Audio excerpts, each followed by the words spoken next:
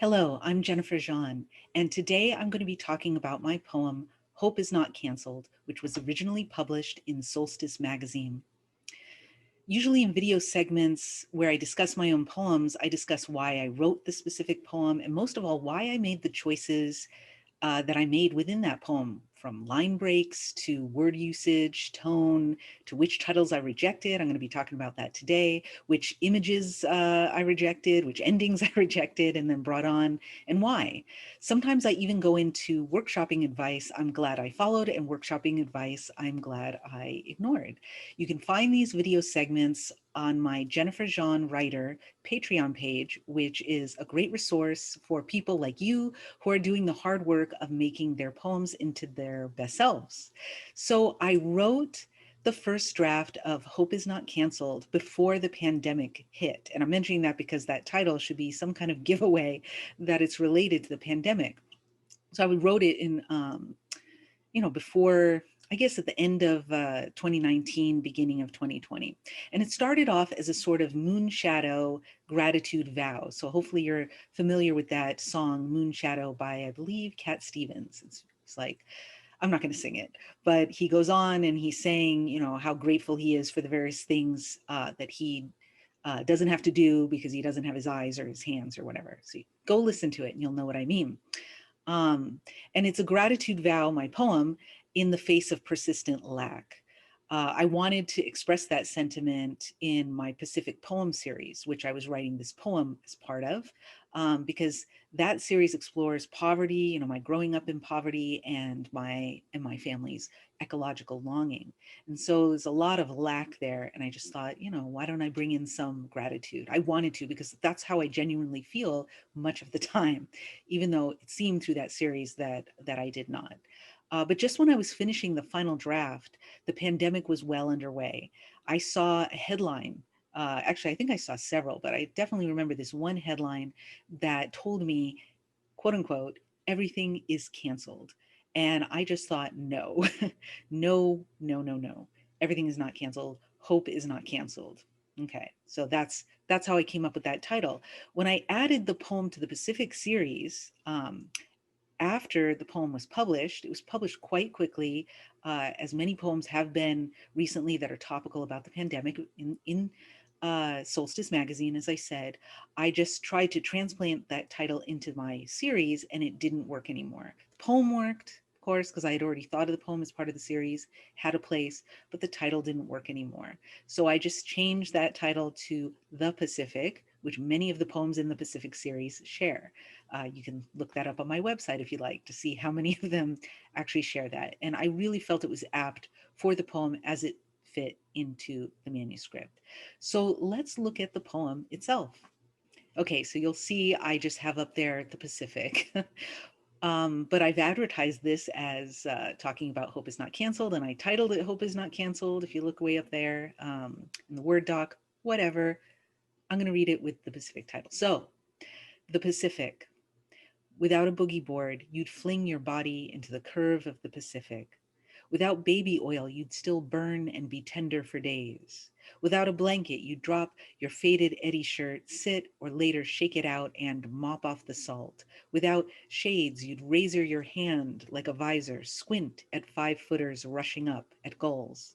Without money, you'd drink from a fluoridated bubbler. You'd eat that deflated PB&J, box of raisins, yellow apple. Without a comb, your hair would turn to loose dreads, damp with foam, with mist.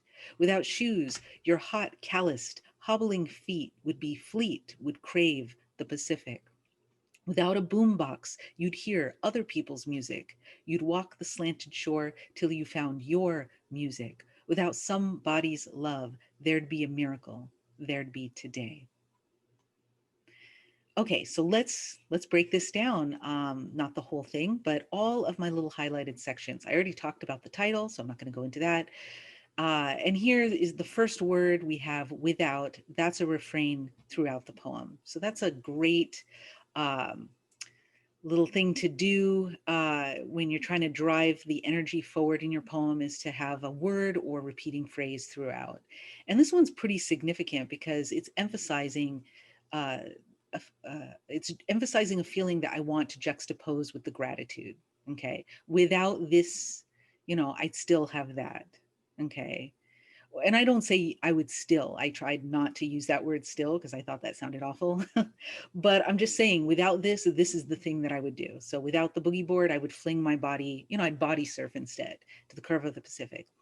And as the reader's going along, um, actually, I'm going to get to the as the reader's going along in a moment because I highlighted these other two words 1, 2, 3, 4, 5, 6 line. I highlighted blanket because when I was preparing for this, I realized I don't want that word there. I want towel. Why didn't I put towel? I know that people put blankets on beaches, but why did I put blanket? I must have thought that it sounded better. So I'm going to say it, the line right now, because this is how I deal with changes in my poems. I read them aloud. Without a blanket, you drop your faded Eddie shirt. Okay, let's try it the other way. Without a towel, you drop. The way that I say towel, the O sound sounds odd to my ear right now, even with you'd, not so much that, but definitely with drop. Without a towel, you drop. I'm analyzing how I speak now ever so closely, and it's uncomfortable. But in any case, I'm pretty sure that that's why I chose blanket because the vowel sounds different. Without a blanket, you drop. I have a little variety. I actually often like repeating vowel sounds. I like the assonance going on. I'm all about that very often, but not in that line. And I remember writing this section and that it was really difficult because I didn't know what I would drop down on the ground instead of blanket or towel because I didn't have those things because I'm a person, the speaker is a person without things. So I chose an Eddie shirt and I highlighted that because I knew I was taking a risk. That's one of those moments where the reader might not know what an Eddie shirt is. When I was the age that I'm writing about, this time a teen, preteen teen, I didn't know who Eddie was. I remember seeing Eddie. Eddie is, oh my God, I'm forgetting the band name. You guys are going to kill me. I believe Iron Maiden. Oh my God, correct me if I'm wrong, but don't hate on me. Don't kill me.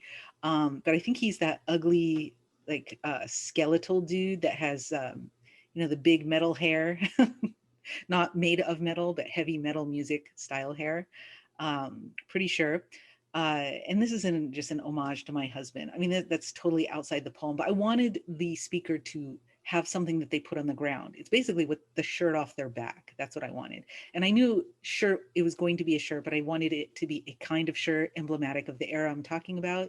Even though I was not a metalhead, I just put that in there. I could have put a Michael Jackson shirt. That would have been more accurate. Or Prince. I guess I could have put Prince, but Prince as a word is just all over the place, I don't know. I took a risk with that.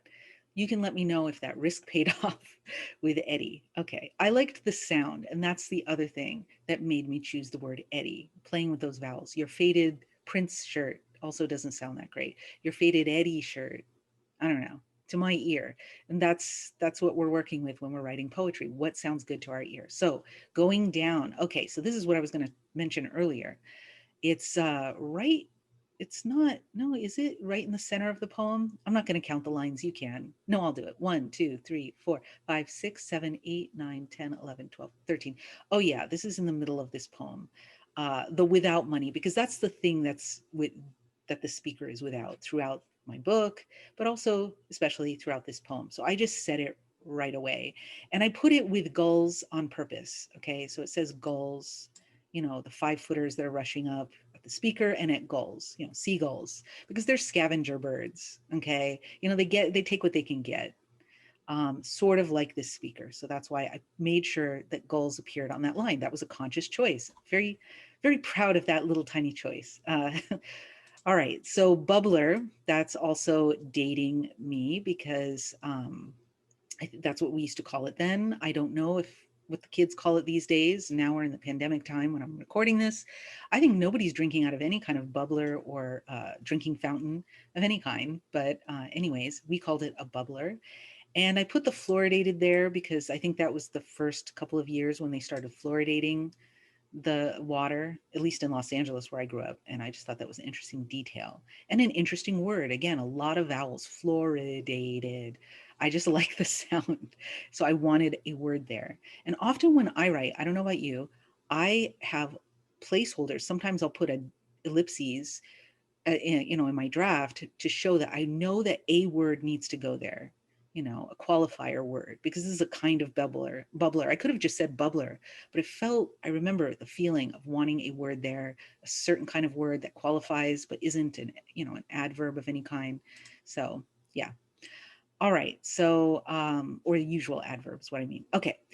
Deflated PB&J. I've always thought of my childhood peanut butter and jelly sandwiches as deflated. They were always like flat. I don't know, maybe because the yellow apple was on top of it in my little lunch bag. I don't know. Okay, but I didn't highlight that. I just wanted to point that out. Okay, so I mentioned the Pacific in the beginning there in the third line, and I come back to it here. Crave the Pacific.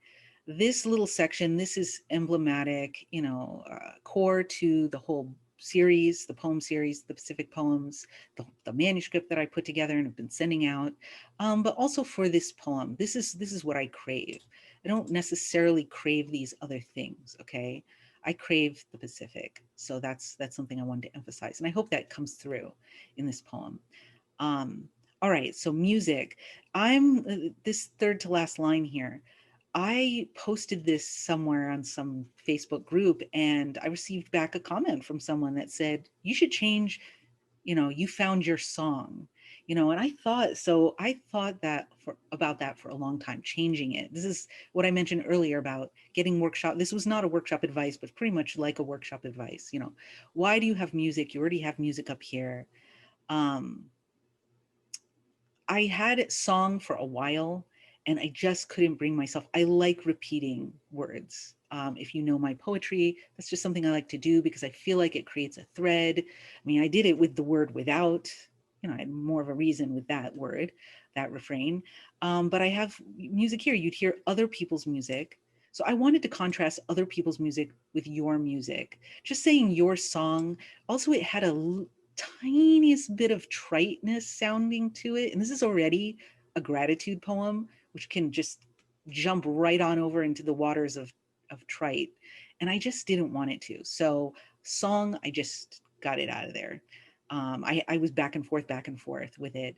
Final manuscript, again, titled The Pacific, and it has this word music. You can tell me what you think. Should I put song there? Is that better? Is it just my imagination that it's trite?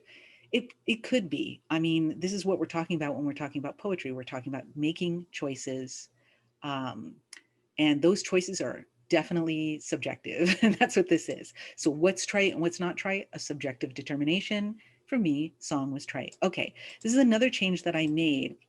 I believe if you read, I'd have to go back and look at another time, but if you read the Hope is Not Canceled on Solstice Magazine, I don't think I have somebody. I think it's somebody, like a person. I changed it in my manuscript to some body, like an individual body. I wanted it to be about that here, like with a body's love, not a person's love, because I could have just said human person, something else, some other indicator of an individual. But I want it to be about a body because sometimes that's what we crave. I remember when I was younger, I just was like lonely and I just thought a body would do. And that's ugh, not that great. But that's where I was at the time. Okay, I'm judging my past self there. Nothing wrong with that. It's just, yeah, I'm not there anymore. But I wanted to indicate that that's where I or the speaker, we're supposed to say that, was at that time. So without somebody's love, what do you do when you don't have another body to love? Well, you have a miracle. There's still things. That's something I wanted to say to my past self. That's why I put the space between some and body, and I called it a miracle. And what's also called a miracle is today. Okay, there'd be today. Today is always a miracle. Yes, this is getting over into triteness maybe, but I'm really hoping I get away with it with this poem. You can tell me what you think. Do I? Please say yes. Okay, so now we're at the point where I give a writing prompt. But before I do that, if you're watching this on YouTube, please take time now to hit the subscribe button and the notification bell below. In the description section for this video, you can find links to my Patreon page, my Twitter, Instagram, website. On Instagram, you can find all these things in my bio.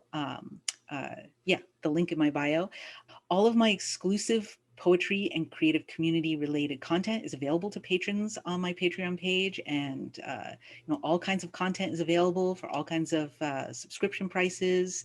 Pick what you like, but definitely become a subscriber there. You'll love it, and I'd love to see you there. All right, let's get started.